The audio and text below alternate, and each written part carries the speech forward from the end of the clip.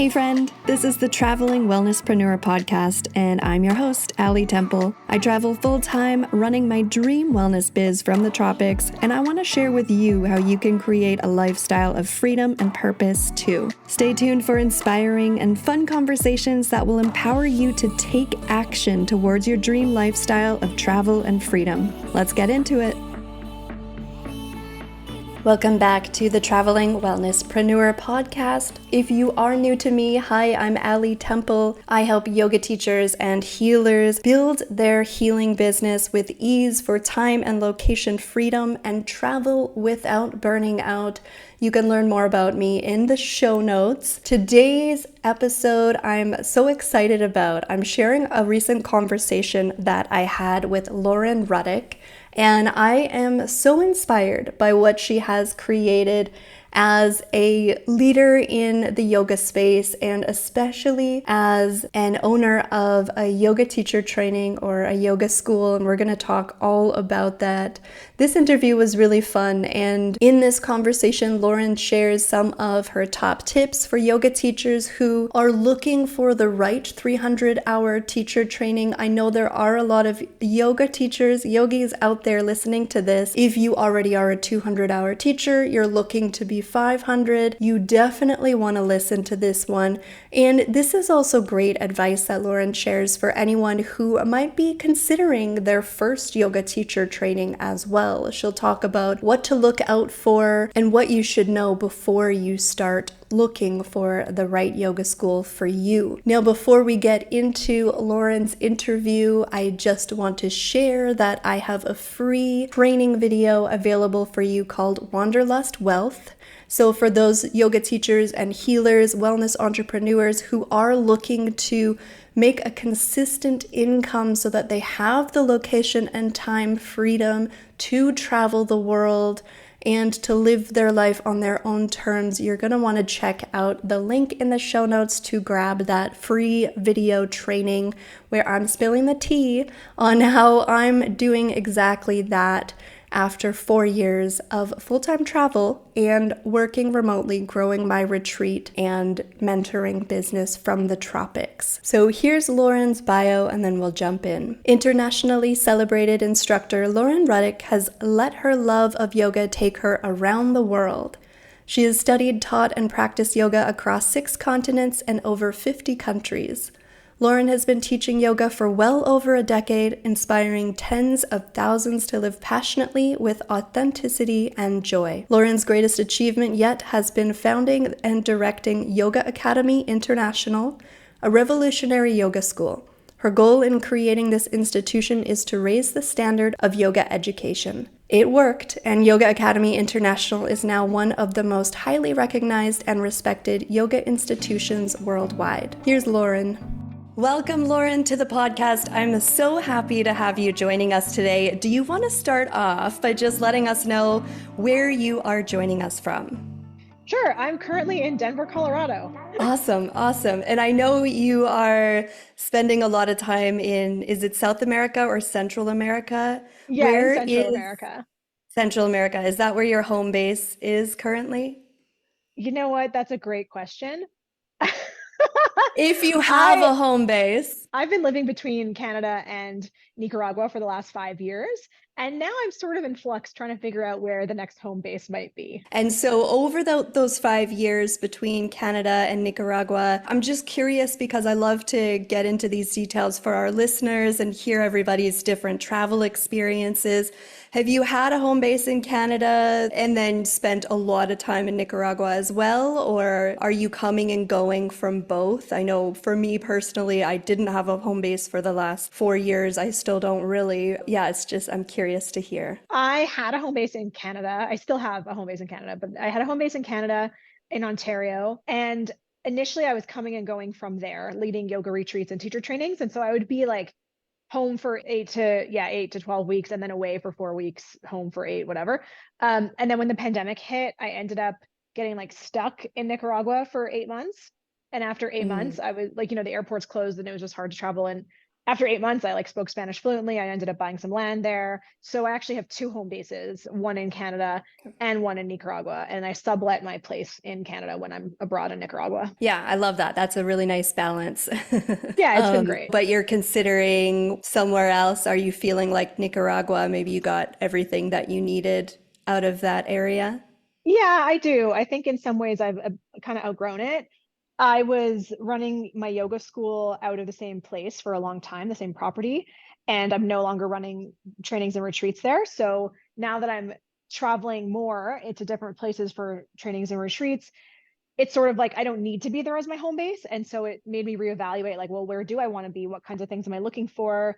I love life in Central America, but I have been missing some things about North America, like the conveniences. And I mean, it's Yeah. little things. People ask me sometimes, like, what is the thing you missed most about being home? And I'm like, kale, berries, laundry in Mm, my house, like driving down the road and not being filthy. Like, I yeah. drive a motorcycle there and it's either like dusty or Yeah. muddy.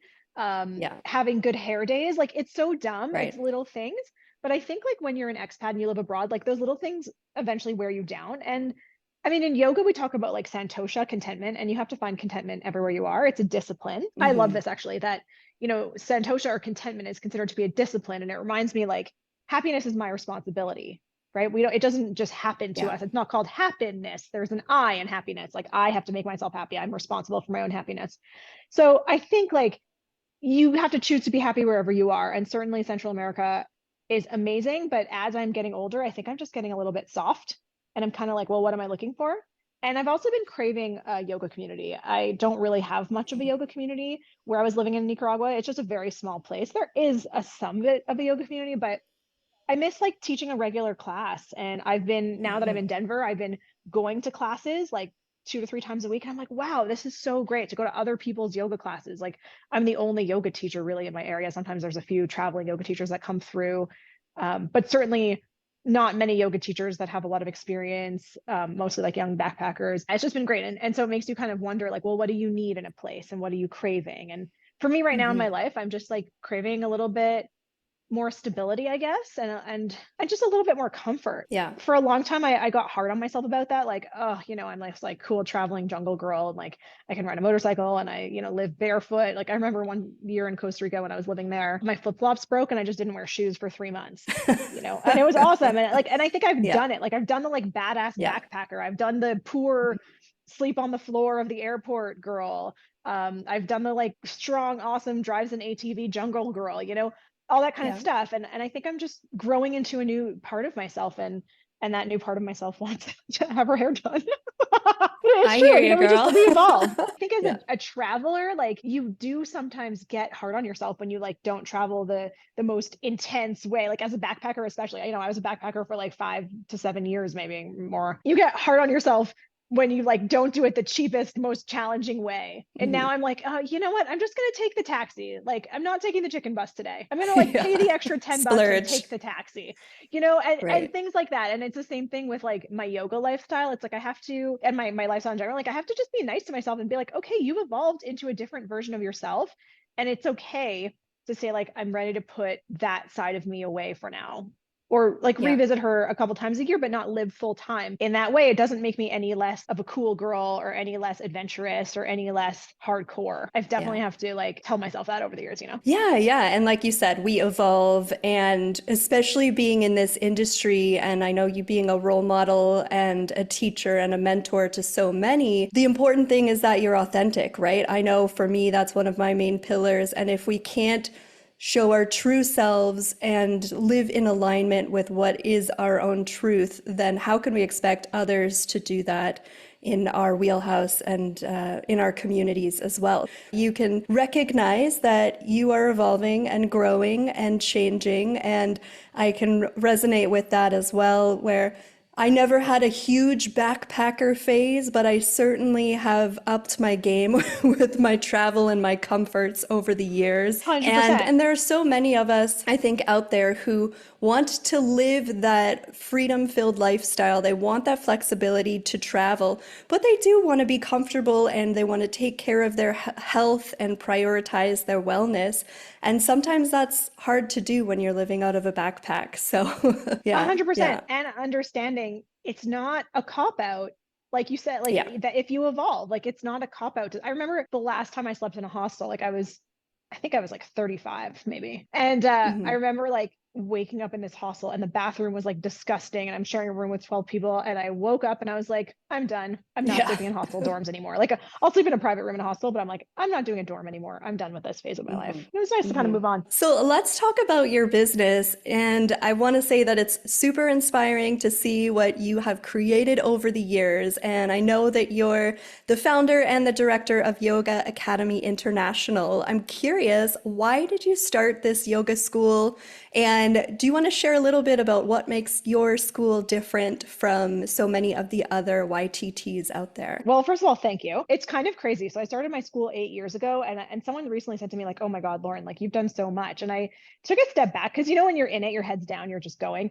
And I took a step back for a second, and I was like, "Oh my gosh, we have so many programs now. We have like 7 or 8 different kinds of yoga teacher trainings of different, styles and lineages, and like 20 plus yoga instructors on the team, and like chefs." And I was like, wow, this really is a thing. So why did I start the yoga school? Great question. I was sick of shitty yoga teachers being in the world and shitty Mm. yoga education. This is my life's work. Teaching yoga is my life's work. And there's a few reasons, but I would go to yoga classes, and every time a crappy yoga teacher training produces crappy subpar yoga teachers, it makes all of us look bad. It makes all of us look uneducated. It makes all of us look like we don't know what we're doing. I would be really upset about that for a long time. And one day I was like, what, I'm just going to be the change. And, the Yoga Alliance sets the standard, but unfortunately, their standard isn't good enough. Like they Mhm. try, they do their best. I think the intention is good to, make a standard and try to say like, this is what's required, but it's an honor system registry. And this is something that a lot of people don't know when they look for yoga trainings. They're just like, okay, I have to do Yoga Alliance. And like the Yoga Alliance is kind of BS. Like once you fill Yeah. out all the checks and balances, you just pay them once a year. They Yeah. don't ever audit the schools. They don't look twice at you. I would, see teachers from like Yoga Alliance programs, and I'm like, what's going on here? And I had one of my personal trainings. So my 500-hour training that I did, or my 300-hour, they like lied on the website. They lied about like who the teachers were, the curriculum, the program. And it was such a bad quality training. And after Mhm. that training, I like took 4 subsequent trainings because I was like, I don't feel like I can call myself a 500-hour teacher. I don't know anything. I didn't learn anything in my 300-hour, barely, maybe a couple of Oh. tidbits, but it was just like so badly done. I was so mad. And I had actually like called the Yoga Alliance, and I was like, this school is not living up to the standard. Like they shouldn't be running 300 hours. And they were like, well, we can't audit the school. We don't have the resources for that. I was really upset about that for a long time, feeling like there just wasn't good quality education out there. Like there was good quality education, but not enough of it.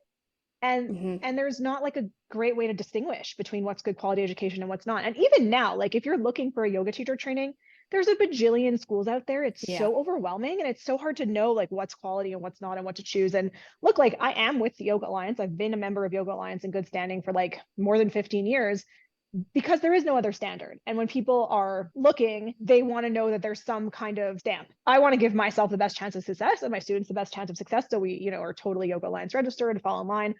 But essentially, I was just like embarrassed with the quality of yoga education that was out there and what was on offer. And I complained about it for a long time. And one day I was just like, I'm going to do better. Essentially, the idea for Yoga Academy International like came out of a meditation. So I had been teaching yoga for like 6 or 7 years. And it was when Instagram first started. And I was kind of like an Instagram yogi. And a lot of people were asking me for teacher training. I want to do your teacher training. I want to do your teacher training. So eventually I did. And my first 2 teacher trainings were Lauren Rudick teacher training. Like people's diplomas say like Lauren Rudick's training, which is hilarious and cute. And then also I was doing it in conjunction with a company called All You Can Yoga. So I was working with them, and sort of like doing trainings with them. That was great. And then like I did 2 teacher trainings on my own, and then I kept like adding new things. I ended up creating my own manual and like kind of doing it how I wanted to see like yoga education moving forward. So one day I was like meditating on the beach, and I just had this vision that was so clear. It was like as clear as black and white. I just saw like this amazing school with like yogis of all ages and colors and sizes and shapes, just like people dancing and singing and laughing and meditating on the beach and practicing yoga and eating together in a community. And it was just like vivid and as clear as black and white. And so if you look at my website is black and white with like vivid colors, because that's exactly how the vision came to me, just like clear. That's the kind of yoga education and yoga experience I like to produce in my school, which is just clear, it's practical, it's real world, but it's really like a vivid, passion-filled, super fun experience. So when I came out of that meditation, I don't know how long I was sitting for. Maybe it could be 5 minutes, it could have been an hour. I have no idea. My dog was sitting next to me when I was done, and I looked at him and I was like, well, first I said to myself, I was like, I'm going to start an international yoga academy. And I looked at my dog and I was like, Tonto, we're going to start an international yoga academy. It's going to be called the International Yoga Academy. So I went home and I Googled International Yoga Academy, and that domain name was taken, but the domain Yoga Academy International was not taken, and it was recommended. And I was like, Yoga Academy International, like YAI, like yay, yay, yay, I'm going to do this, like, yay. And I say like yay all the time, which is perfect. And then actually I did a Bhakti yoga teacher training in 2018. And, you know, in a lot of mantra and chanting, you say like, yay, like Om Gam Ganapata Ye Namaha. Om Shreem, like Om I'm Shreem Sarasvata Ye Namaha. There's like this yay a lot that we hear in chanting in Sanskrit and yoga. And I asked my teacher, like, what is yay? Like, what's that all about? And she goes, that's what pushes the Shakti. And the Shakti is like the energy of like liberation and creation. And a big message of my school is like, if you follow your own unique path, you'll always find your personal sense of freedom and your creation and where you're supposed to be, your sense of liberation. And it just was perfect. You know, when you're dialed into the universe, you're just freaking dialed in. What sets my school apart from other schools is that, first of all, we try to bring people into nature. For the immersive programs, try to bring people into nature in beautiful spaces. So I'm very particular about where the programs happen. I love to eat, so there's always really good food. I think that like friendships and love and community is like created around the dinner table. So we have great meals together, and that's a big part of it. Quality of yoga education, I try to do the best that we can. I'm constantly educating myself and learning and growing and working with teachers that I am inspired by and who mentor me, and then bringing them into the school to mentor my students. Like when I first started the school, I called my teachers and I was like, I don't know what I'm doing. Like, can you help me? And what's so cool is like my teachers worked for me and still do, some of them. Like that's like so supportive too, you know, like they were really my superiors. And they were like, yeah, we'll do this for you. Like they just got it. They got the vision and the mission. And so quality of education sets us apart. Actual experience sets us apart. The food sets us apart. The location sets us apart. And the community feel like, so 70% of our students come back for more trainings with Yoga Academy, which is like incredible. It's really, really incredible. Yeah. And also, this is a big thing that sets us apart. So we have the 200-hour training, the Become a Yoga Teacher training. And then there's a 300-hour training, which is like the advanced kind of level training. Now, and that makes you a 500-hour registered yoga teacher. So a lot of people don't really understand the nuance of like, what's 200-hour, what's 300-hour, what's 500. So just to explain for those of you who are listening, the 200-hour yoga teacher training is your Become a Yoga Teacher training.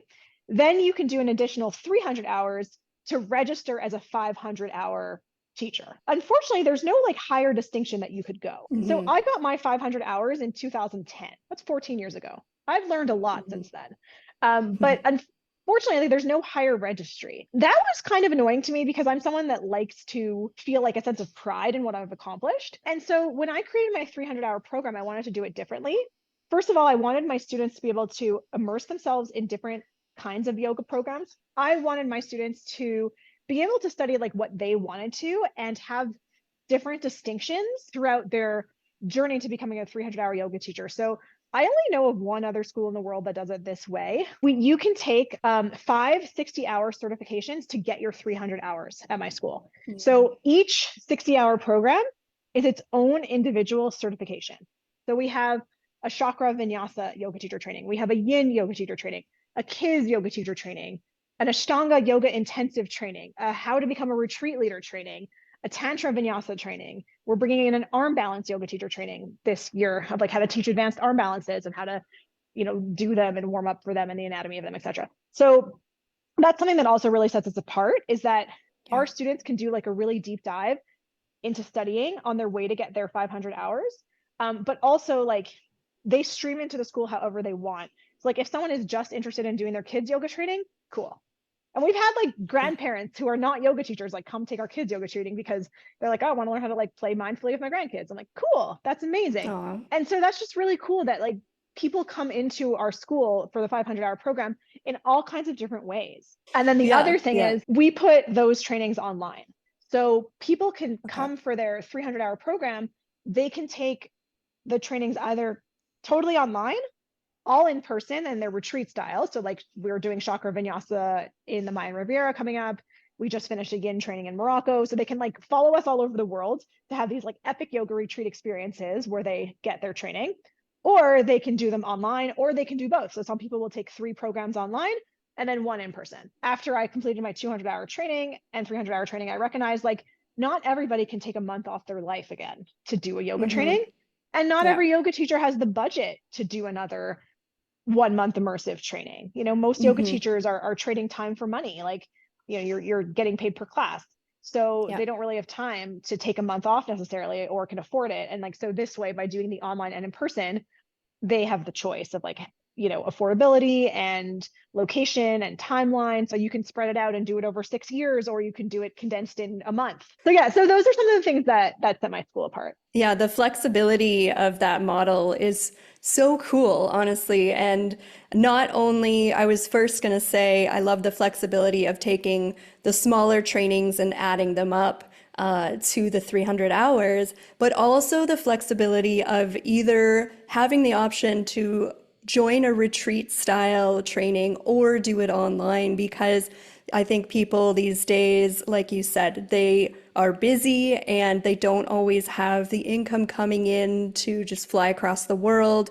But those experiences are so sacred as well. And I know as a retreat leader and longtime teacher that the in-person stuff is so important, even for those of us who offer trainings and coaching online, to still get to connect in person and have those meals together and bond and really feel like you're part of something. So I love that. Thank you. Totally. And the other cool thing is like I get to see people again and again. So a lot of our students reunite at future retreats. And like that's the coolest thing, because then I get to see people. And like the Yoga Academy International community is huge now. Like I think we've had people from like, you know, 20 some plus countries, like really all over the world. Our students reunite all over the world. It's so cool. They text me pictures. When I got my 500-hour training, I felt like I had no like other distinctions. And so I designed my program specifically because I wanted yoga teachers to be really proud of themselves. So it's like, yes, I have my 500-hour training, but I'm also a certified yin yoga teacher. I'm also a certified yoga retreat leader. I've also done this Ashtanga intensive. I'm also a certified Tantra Vinyasa teacher. So that's really nice that they get all those additional certifications. There can be a lack of confidence in yoga teachers, which is something that I work with a lot, and I have been through myself as well. So empowering them to really own the certifications that they've done is a really important piece to this as well. You talked a little bit about how your 300-hour training is different, and for those, I know we have a pretty large yoga teacher community here of already certified yoga teachers. They might have their 200-hour, they might be curious about taking their 300-hour. If you would give just a couple of tips as to what should they be looking for in a 300-hour, because like you said, there are so many teacher trainings out there, it can be overwhelming, and we want people to make the right choices for them. Yeah, I mean, a school with a good reputation of education. I've heard so many people be like, I'm going to do my yoga teacher training in Bali. Like I've heard the best place to do a yoga teacher training is Bali. I've heard the best place to do a yoga teacher training is Costa Rica. I'm like, the best place to do your yoga teacher training is where you have the best program for you and the best teachers. You know, we get bogged down by the location. And of course, the location is a huge selling point. Look, I do things in amazing places for that reason. But I think it's really important to also like really look at the curriculum, really look at the teachers. And lots of people have beautiful websites. Google the teachers, see what else they have done, see where else they've been like featured. Have they been spoken about before? Like how much experience? I know people who have been teaching yoga for like 2 years and they're running 300-hour yoga trainings. Like, what are you doing? Like, Wow. this field is so vast, and there's so much to like. I've been studying yoga for 20 years and I feel like I barely know anything, you know? Yeah. Yeah, totally. So really look for experienced teachers, and Mhm. experienced teachers who have not just years of teaching on their belts, but like different kinds of teaching in different places. Have they taught at festivals? Have they taught retreats? Have they taught workshops? Do they own a studio? Like all these things add to your level of experience and what they teach, and what their knowledge is and who their teachers are. That's great advice. So, anyone who's considering taking a 300-hour or more trainings in the future, definitely something to look out for. Lauren, I want to thank you for your time. Before we get going here, I would love to hear what offerings you have coming up and how can we connect with you? Coming up, I have a 200-hour yoga teacher training happening shortly. It's oceanfront in Nicaragua, includes your stay and meals, and there's like a giant oceanfront infinity pool. It's ridiculously beautiful. The yoga studio overlooks the waves. Nicaragua is incredibly safe. I just want to say this. We get a lot of people asking, like, is Nicaragua safe? I'm like, statistically, first of all, it's a lot safer than Costa Rica, but also statistically, it's like safer than the United States. It's the safest country south of Mm. Canada in the Western Hemisphere. I recently Googled like crime rates and safety in Nicaragua. The United States ranks number 57 of like safest countries in the world. Nicaragua is number Mm. 12, significantly safer than the Yeah, United States. I love that. Yeah, significantly safer. Our two chefs currently, Casper and Russell, they're both like cute surf guys who like cook amazing food. And it helps. Nice. It helps when like your hot surfer friend is serving you chocolate cake, you know? Does help. Yeah, 200-hour training coming up, and then chakra vinyasa training coming up in Tulum in the Mayan Riviera in Mexico. It's Mm. ridiculous. There is cenote experience, temazcal, cacao ceremonies, bonfires. It's just like so incredibly magical. It's 7 days for 7 chakras. We use the chakras as our guide, and also like traditional Mayan culture. So I love doing it there because it lends itself so well to the chakra system. So like when we do the Manipura, the fire chakra, we go do a temazcal and like sweat it out. And it's all about personal power Mhm. and willpower. And sitting in a temazcal is all about willpower. You know, Yeah. when we talk heart chakra, we do a cacao ceremony, and cacao, like the Mayans use cacao to like open their hearts and feel more loving. And it just like really lends itself, you know, it goes so well together with the culture. I will say, like, as a Caucasian yoga teacher who grew up in Canada, I'm pretty wary of like doing mystical ceremonies that are like so appropriated that they feel inappropriate. But that's why I like to go to places like Mexico or Yeah. like Morocco, where like the ceremony and ritual and culture like lends itself well to what we're studying with the yoga stuff. And I bring in people like shamans or chefs or whoever is an authority in these ceremonies to come in and Mhm. actually offer them. And that feels really good and really aligned. And then it's also cool for the students because they get that like traveling cultural experience. You can find them at yogaacademyinternational.com, as well as all of our online programs. We're also on Instagram at Yoga Academy International, YouTube, Yoga Academy International. We have lots of free classes, free resources. And then I'm personally Lauren Rudick everywhere on Instagram, YouTube, and Facebook, and all those things. Lauren Rudick. That chakra retreat or training in Mexico sounds incredible. I hope you have a wonderful time there.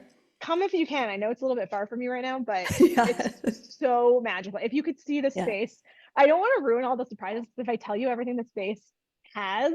I mean, it's a completely private retreat center. There's like a pool and a temazcal and a fire Yeah. pit and a. If I tell you everything else though, like it'll ruin some of the surprises. I can't tell you everything, but it's so Yeah. good.